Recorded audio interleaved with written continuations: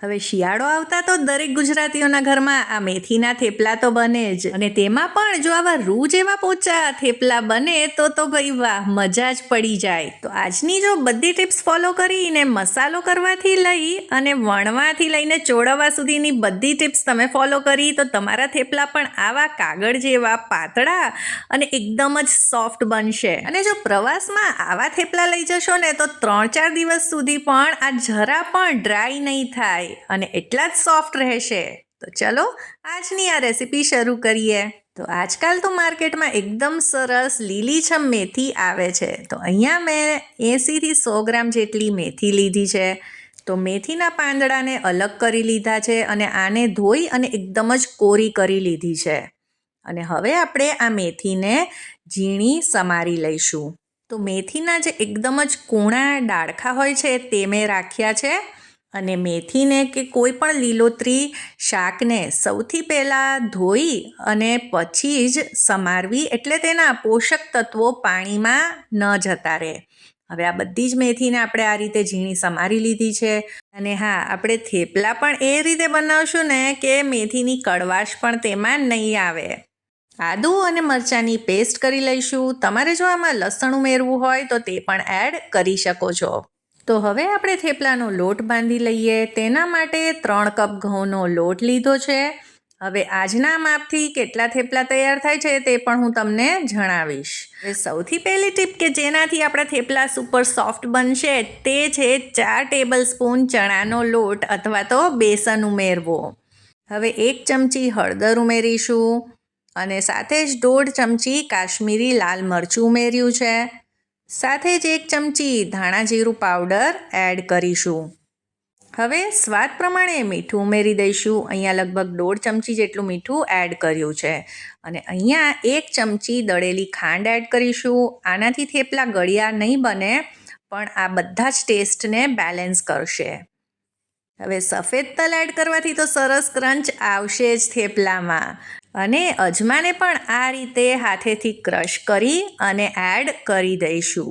જો તમે મેથીના થેપલામાં અજમો ન એડ કરતા હો તો જરૂરથી કરીને જોજો, સરસ લાગશે. હવે 5 ચમચી હિંગ એડ કરીશું અને 3થી 4 ટીસ્પૂન તેલ એડ કરીશું.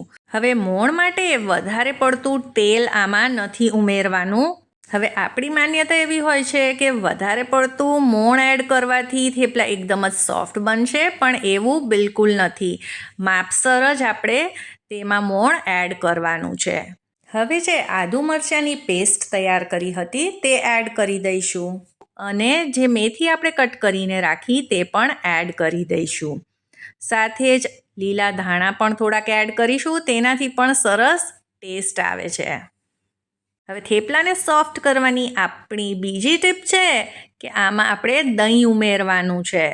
તો અહીંયા મીડિયમ ખાટું દહીં લીધું છે અને આ રીતે ઘાટું છે. તો દહીં ઉમેરવાથી સરસ સોફ્ટનેસ આવશે થેપલામાં.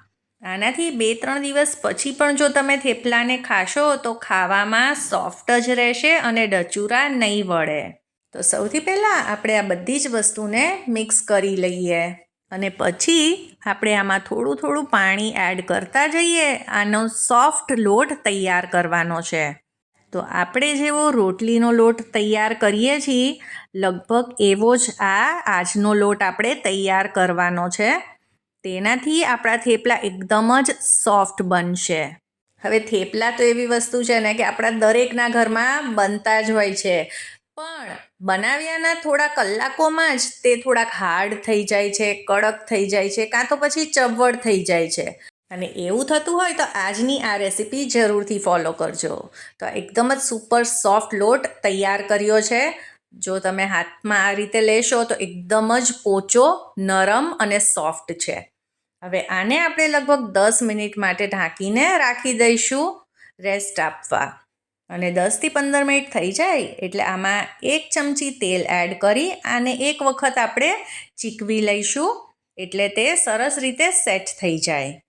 તો આપણો એકદમ સુપર સોફ્ટ લોટ તો તૈયાર છે, પણ હવે આપણે વણવામાં અને ચોળવવામાં અને ચોળવ્યા પછી કઈ બાબતનું ધ્યાન રાખવાનું છે તે પણ જોઈશું. તો આપણે આમાંથી મીડિયમ સાઇઝના લુવા તૈયાર કરવાના છે, બહુ મોટી સાઇઝના નહીં, કેમ કે આપણે થેપલાને પાતળા વણવાના છે. તો આજના માપથી લગભગ 35થી 40 જેટલા થેપલા તૈયાર થાય છે. તો સૌથી પહેલાં બધા જ ગોયણા આ રીતે તૈયાર કરીને રાખી દઈશું અને હવે આપણે થેપલાને વણી લઈએ.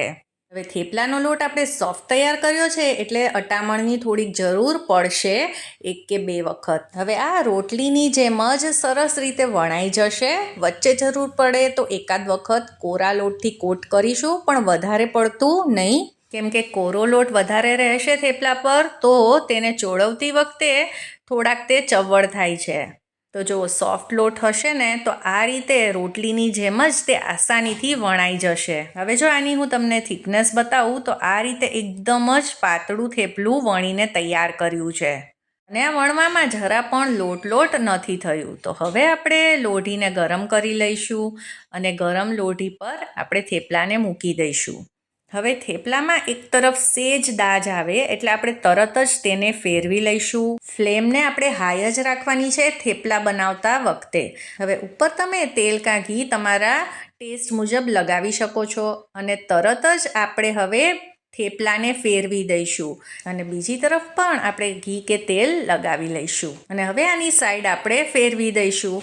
તો થેપલાને એક જ સાઈડ વધારે વાર આપણે નથી રાખવાની અને આ રીતે ફેરવતા જઈ અને તેને શેકી લેવાનું છે. તો જેમ વણવામાં થેપલાને વાર નથી લાગતી તેવી રીતે થેપલાને શેકતા પણ વાર નથી લાગતી. એટલે હું તમને સજેસ્ટ કરીશ કે એકસાથે તમે બધા જ થેપલાને વણી લો અને પછી એકસાથે તમે તેને આ રીતે શેકી લો. તો તમારે એક તરફ થેપલાને 10 સેકન્ડથી વધારે નથી શેકવાનું અને ફ્લેમને પણ મીડિયમ ટુ હાઈ જ રાખીશું.